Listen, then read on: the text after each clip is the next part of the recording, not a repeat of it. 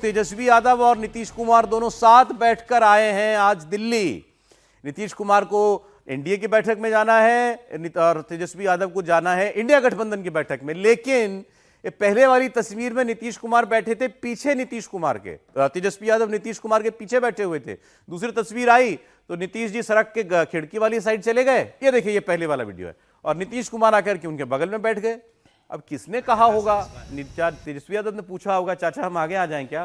तो चाचा बोले हाँ जाओ बेटा, या चाचा ने कहा होगा पीछे क्यों बैठे हो, नहीं बैठो बगल में। सामान्यतः एक पिछली बार मुझे लगता है ये जब पलटने भारतीय जनता पार्टी में पलट रहे थे उस समय मैं भी उसी फ्लाइट में आ रहा था जिसमें जैसे ही मैं पीछे बैठ रहा था नीतीश जी को देख रहा था तो उनके बगल में संजय झा लेकिन बैठे हुए थे और पीछे जो है वो चौधरी जी बैठे हुए थे जो उनके मंत्रिमंडल में होते हैं, जो काफी अशोक चौधरी जो बड़ी भूमिका निभाई थी कि आप फिर हुआ क्या बाद में देखे कि अशोक चौधरी वहां जाकर के बैठ गए और कुछ गुफ्तगू की होगी। तो हमने पूछा था उस दिन, आप लोग पलट रहे हैं क्या? उन्होंने कहा नहीं, लेकिन पलट नहीं, इसमें एक नीतीश तेजस्वी यादव के हवाले से एक स्पष्टीकरण आया। उन्होंने कहा मेरे पैर में चोट लगी थी तो मेरे को ये वाली सीट पर बैठना आसान रहता है, कोने वाली में। तो शायद ये वजह रही कि उनको कोने वाली सीट पर बैठना था। लेकिन वो जो उनके बगल में था उसको भी कह सकते थे, तेजस्वी यादव को कौन मना करेगा?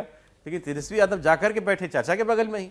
भाई बैठे आजू बाजू तो कुछ बात तो हुई होगी, हुआ सलाम के आगे की बात तो बढ़ी होगी। चुनाव के दरमियान नेताओं को पता होगा कि इसका डिस्कशन होगा, इसका विश्लेषण होगा। ऐसा नहीं है कि ये पिक्चर जो है कई बार होता ये है कि आप ट्रेन में, बस में, गाड़ी में, प्लेन में आपके बगल में अगर एक आदमी ऐसा आके बैठ जाए ना जिससे मन नहीं है बात करने का, बनती नहीं है, तो सफर बड़ा खराब हो जाता है। नहीं, वो पूछ रहे होंगे इतनी बार पलटने के बाद भी आपका ऐसा परिणाम क्यों? चाचा जी तो 12 सीट ले आए हैं। चाचा जी तो 12 सीट लेकर के आए, 4 सीट मिली है तेजस्वी को इस बार। इस वक्त चाचा जी की बहुत ज्यादा हो रही है। चाचा जी की मतलब रहेंगे सत्ता में, नहीं रहेंगे। और चूंकि बधाई अभी तक दिए नहीं है इसलिए और ज्यादा बात हो रही है। नीतीश जी एक ट्वीट तो करवा देते, वो भी नहीं उन्होंने करवाया अभी तक। नहीं, देखिए नीतीश जी ट्वीट वगैरह करते नहीं है, पहले भी उनका यही इतिहास रहा है, चाहे वो किसी के भी साथ रहें, कितनी भी देर तक रहें। और मन थोड़ा सा नीतीश जी का ना वो कहें कि बड़े भोले हैं, बड़ा भावुक टाइप के रहते हैं, तो जहां भी भावुकता थोड़ा ज्यादा हो गई तो उधर ही बह जाए। थोड़ा सा दौर पीछे का याद करना चाहिए। यूपीए 1, यूपीए 2, एनडीए 1, मतलब जब वाजपेयी जी की सरकार बनी, सब कोलिशन वाली सरकारें थी। उस वक्त ये जो अलायंस पार्टनर्स होते थे ये किस तरीके से बर्ताव करते थे, हम भूल गए ना 10 साल में। उस वक्त का जरा दौर याद कराइए समीर जी, क्या जलवा होता था, कैसे ये लोग जो है डिमांड किया करते थे, कैसे सरकार पर दबाव बनाया करते थे। देखिए उस समय तो नीतीश कुमार की पार्टी तो जॉर्ज फर्नांडिस देखते थे। उस समय तो समता पार्टी हुआ करती थी, जनता दल यूनाइटेड तो बाद में बनी है। उस समय समता पार्टी और जॉर्ज फर्नांडिस जैसे नेता हुआ करते थे। नीतीश कुमार तो जॉर्ज फर्नांडिस के शागिर्द ही थे। तो बेसिकली उस समय तो जॉर्ज फर्नांडिस का जलवा था और वो भी पार्टी का ज्यादातर निर्णय लिया करते थे। उस समय नीतीश कुमार कोई बहुत बड़ी प्रमुख भूमिका में नहीं हुआ करते थे। लेकिन नीतीश कुमार धीरे धीरे पार्टी के अंदर प्रमुख बनते चले गए। जॉर्ज फर्नांडिस की तबीयत खराब रहने लगी, पार्टी अपनी बनाई उन्होंने, भारतीय जनता पार्टी के साथ गठबंधन में रहे, बिहार के मुख्यमंत्री बने।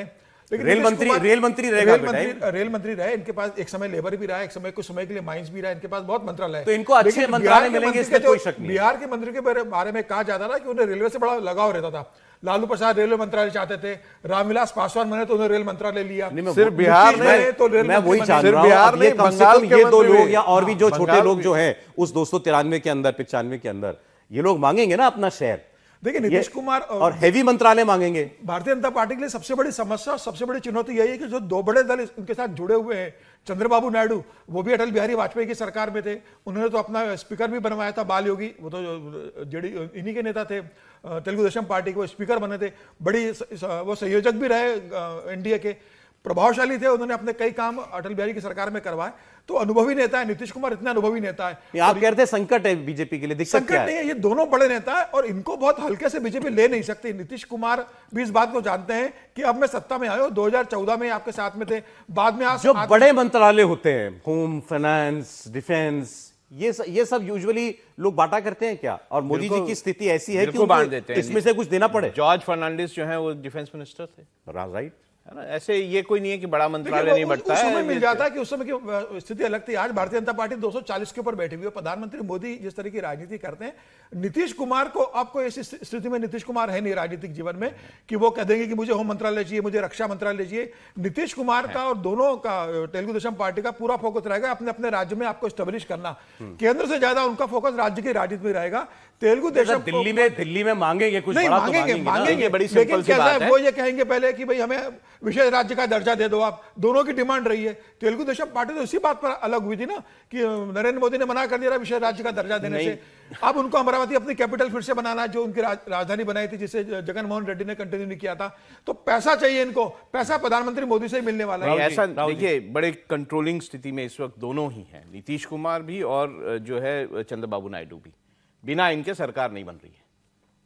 तो बड़ा मतलब बहुत ज्यादा जो है नेगोशिएशन होगा और ये लोग जाने जाते हैं नेगोशिएशन के लिए। तो ऐसे में चंद्रबाबू नायडू भी बहुत जो मीठी जिसे कहते हैं वो पोजीशन लेंगे केंद्र में, और नीतीश कुमार के भी लेंगे अपने लिए। और अपने लिए बहुत ठीक ठाक मंत्रालय और ठीक ठाक चीजें लेंगे। और यही नहीं, वो राज्य में भी अपने जो तो चीजें पहली हैं, तो उनके मजबूरी लिए मोदी भी जी की यही हो जाएगी कि भाई अब हर मंत्रालय अपने अपने हिसाब से एक चलाना लाइन जो वो सर, एक चाहते लाइन हैं, जोड़ वो नहीं देता हो हूं। पाएगा। ये नीतीश कुमार भी जानते हैं और ये चंद्रबाबू नायडू भी जानते हैं कि ज्यादा हार्ड बार्गेनिंग अगर करेंगे तो शिवसेना के संग क्या हुआ था उद्धव ठाकरे के साथ कि 2.5 साल का मुख्यमंत्री चाहिए।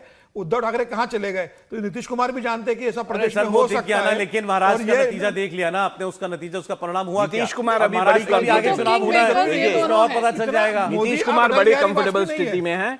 ये नहीं बोलेंगे तो उनकी कोई सरकार नहीं जा रही है राज्य में। साहब, वो जाके जेडी उसके साथ आरजेडी के यही साथ मैंने मिलकर आपसे बना पहले देंगे। कहा था, मोदी जी अपनी मनमाफिक सरकार चला पाएंगे क्या इस बार? बिल्कुल, मुझे लगता है कि अभी कहना बड़ा मुश्किल होगा, लेकिन जो मोदी जी का काम करने का तरीका है, वो कड़े फैसले लेने से बिल्कुल ही हिचकेंगे नहीं। ये नतीजा, क्योंकि उनको पता है यदि वो लुंज पुंज सरकार चलाते हैं तो उनके सारा जो राजनीतिक पूंजी है वो सारा खत्म हो जाएगा। ये अच्छे तरीके से वो जानते हैं और मुझे लगता है कि वो बड़ा ही करेंगे, ये आप यकीन रखिए। मोदी कभी पीछे हटते नहीं हैं। एक चीज आप जान लीजिए, सर यूसीसी जैसे काम, सुन लीजिए पहले धैर्य सुनिए। हर्षवर्धन जी ने भी जिक्र किया था 2008 में भी उनको रगड़ने की कोई कम कोशिश नहीं हुई थी, है ना। 2008 में भी वो 99 पर आकर के रुक गए थे, लेकिन वहां से भी उन्होंने बढ़ाया है उन सब चीजों को। तो मुझे ऐसा लगता है कि उस समय भी लगता था कि कोएलिशन की सरकार वहां पर बनेगी वहां पे गुजरात के अंदर।